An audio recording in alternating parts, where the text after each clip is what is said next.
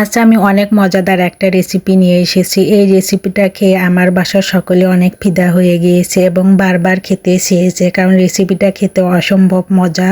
যারা কখনো খাননি একবার হলেও ট্রাই করবেন। আসসালামু আলাইকুম, সবাইকে শানুজ ডেইলি কিচেনের পক্ষ থেকে স্বাগতম।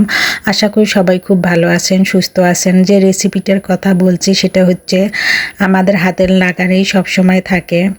আর এই রেসিপিটা এখন আমি তৈরি করে দেখাবো। প্রথমে আমি এখানে লটকা শুটকি একটু কুচি করে কেটে নিয়ে ভেজে নিচ্ছি। আর অন্যদিকে চাম ঘাসের ডাঁটা আমি পানিতে ধুয়ে গরম পানিতে সিদ্ধ করে নেব। এতে চাম ঘাসের ডাঁটার ভিতর যে গলা চুলকায় সেই চুলকানোটা থাকবে না। আর অন্যদিকে আমি শুটকিগুলো পরিষ্কার করে ধুয়ে নিয়েছি। এখন প্যানে পরিমাণ মতো তেল দিয়ে দিয়েছি, সেখানে শুটকিগুলো দিয়ে দিলাম, দিয়ে সামান্য একটু লবণ দিয়ে দিলাম, দিয়ে শুটকিগুলো 1 থেকে 2 মিনিট একটু ভেজে নেব। এতে শুটকির বাজে গন্ধটা চলে যাবে। তারপর দিয়ে দেব পেঁয়াজ কুচি, তারপর দিয়ে দেব রসুন ও কাঁচামরিচ কুচি, দিয়ে সুন্দর মতো ভেজে নেব।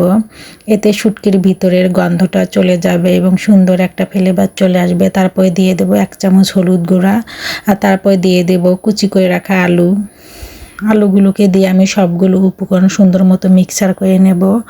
আর এই রেসিপিটা খেতে কিন্তু অসম্ভব মজা। আমার বাসার তো সবাই খেয়ে ফিদা হয়ে গিয়েছে, তাই আমাকে প্রায় সময় এখন বানাইতে হয়। আর এইদিকে আমি চাম ঘাসের ডাঁটাগুলো পরিষ্কার করে স্ট্রেনারে ছেঁকে নিয়েছি, সেগুলো এখন আমি দিয়ে দিচ্ছি। এখন সব কিছু আমি সুন্দর মতো মিক্সার করে নেব, ভালো মতো মিক্সার করে নেব। নেওয়ার পরে আমি এখানে দিয়ে দেব জিরা ও ধনিয়া গুঁড়া। জিরা ও ধনিয়াগুলো আমি একসঙ্গে ভেজে নিয়ে গুঁড়া করেছিলাম, সেটাই দিয়ে দিলাম। এতে ফ্লেভারটা অনেক সুন্দর আসবে, খেতে অসম্ভব মজা হবে। এখন সব কিছু সুন্দর মতো মিক্সার করে আমি প্রায় 10 মিনিটের মতো এভাবে ভাজি করে নেব। আর যখন রান্না হয়ে আসবে তখন আমি এখানে দিয়ে দেব একটা লেবু রস। এই লেবু রসটা দিলে চাম ঘাসের ডাঁটার ভিতর থেকে যে গলা চুলকায় সেটা আর চুলকানোর কোনো সম্ভাবনাই থাকবে না। এর জন্য লেবু রসটা আমি দিয়ে দিলাম।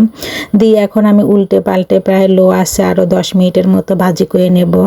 এর জন্য সামান্য একটু ঢেকে দেব, দিয়ে প্রায় 10 মিনিট রান্না করব। ফিরে আসলাম 10 মিনিট পর। এই তো ভাজিটা আমার রান্না শেষ। দেখেন কালারটা কত সুন্দর এসেছে, খেতেও অসম্ভব মজা ছিল। এই ভাজিটা গরম ভাতের সাথে খেতে অসম্ভব মজা লাগে, রুটি পরাটার সাথেও খেতেও মজা লাগে।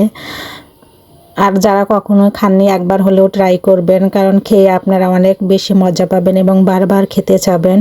এই তো রেসিপিটার ফাইনাল লুক, দেখতে যেমন সুন্দর হয়েছে, খেতে অনেক মজা ছিল। সবাইকে আমার ভিডিও দেখার জন্য ধন্যবাদ। আমার এই রেসিপিটা যারা আমার ফেসবুক পেজ থেকে দেখবেন, লাইক কমেন্ট শেয়ার ও ফলো দিয়ে রাখবেন। যারা আমার ইউটিউব চ্যানেল থেকে দেখবেন তারা আমার ইউটিউব চ্যানেলটাকে সাবস্ক্রাইব করে রাখবেন। সবাই ভালো থাকবেন, সুস্থ থাকবেন, সবার জন্য শুভকামনা রইল। আল্লাহ হাফেজ।